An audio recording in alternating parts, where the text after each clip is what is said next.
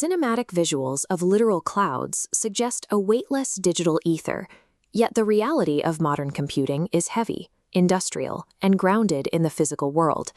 Cloud computing functions as a system where physical hardware is pooled and delivered as a measurable utility, scaling up or down across a network as requirements change.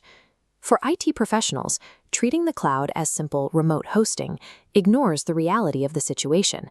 It is an architectural shift in how systems are built and scaled. The cloud lives inside massive, highly secure facilities housing thousands of physical servers. These facilities rely on strict standardization and modularity. Every rack and cable is designed for high availability, ensuring the system remains stable even when hardware inevitably fails. Yet the end user never sees this industrial footprint.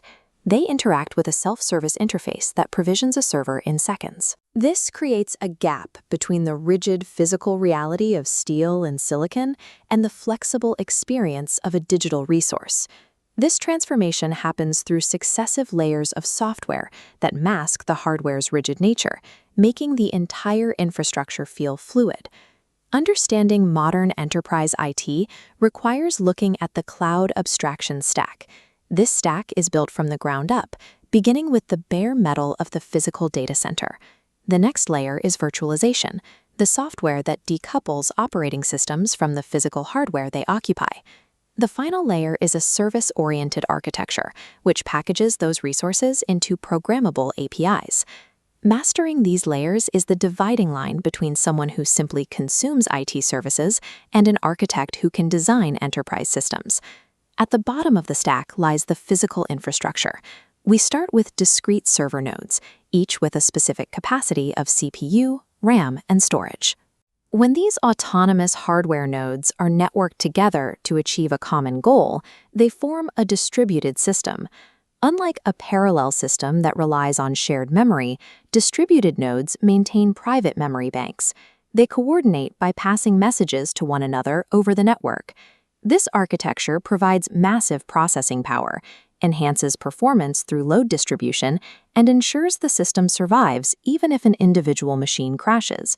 But physical hardware is rigid. If a database requires more memory, you must manually install and configure a new machine. This creates a price-to-performance dilemma. Because resources are physically isolated inside specific boxes, nodes often sit idle and underutilized, while other machines are overwhelmed. Raw distributed systems lack the dynamic agility required for modern cloud services. The solution to this rigidity is the hypervisor. The hypervisor sits between physical hardware and the operating system. It abstracts physical CPUs, memory, and drives into a unified pool of virtualized assets. This allows one machine to be partitioned into several independent virtual machines, letting a server multitask. It also allows the resources of hundreds of isolated servers to be aggregated, acting as a single massive computing pool. This reduces energy consumption, maximizes the efficiency of the hardware, and removes manual server maintenance tasks. By breaking the bond between hardware and software, the hypervisor serves as the engine of cloud elasticity. Deploying dynamic virtual machines creates immediate friction with traditional enterprise network architectures. Historically, networks were built on a hierarchical model where traffic flowed up from the user to a centralized server and back down. This is north-south traffic flow. This structure cannot handle the unpredictable patterns and constant migration of distributed virtual machines. Cloud environments require a shift to a broad, flat network grid, a topology defined by east-west traffic. In this model, data moves horizontally. Server-to-server communication takes priority, allowing workloads to scale across the entire data center floor. This requires high-bandwidth switching and protocols that support the live migration of virtual machines without dropping connections. But this flat architecture introduces security risks. Because data moves freely between internal nodes, unencrypted traffic is vulnerable to intrusions, like man-in-the-middle attacks, requiring strict SSL configurations at every hop. Without a flat east-west topology, the scalability of the virtual resource pool would bottleneck and collapse under its own weight. With a virtual resource pool and a flat network, we need a way to organize and deliver them. This is the role of service-oriented architecture. Service-oriented architecture modularizes complex business logic into discrete, reusable services, presented as black box modules. These services are loosely coupled. The interface is independent of the underlying implementation executing the work. Developers interact with this architecture through APIs. They send requests to compose applications, pulling power from the virtualized pool without needing to know the physical hardware. This shifts IT administration away from manual hardware tasks towards lifecycle management, user roles, and the setting of self-service quotas. Service-oriented architecture is the interface that translates raw virtual infrastructure into on-demand products. The commercial labels assigned to cloud computing describe which layer of this abstraction stack the user is granted access to.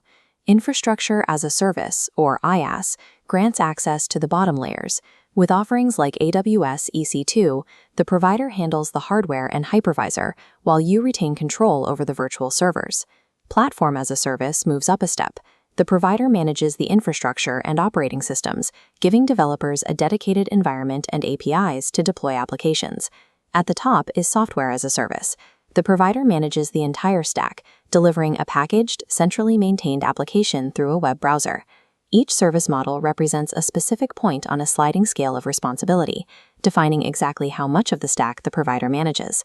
While service models dictate what part of the stack you access, deployment models dictate where that stack lives and who owns the boundaries. The public cloud operates on enormous economies of scale, where infrastructure is shared among thousands of organizations in multi-tenant facilities. A private cloud is a dedicated infrastructure built within an organization's own firewall, prioritizing security and data privacy over cost efficiency.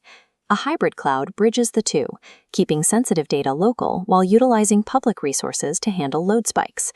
As an enterprise moves higher up the abstraction stack towards SaaS and broader in deployment toward the public cloud, it gains elasticity and reduces capital expense, but it also inherits risks regarding data jurisdiction, vendor lock-in, and the ultimate loss of underlying programmatic control.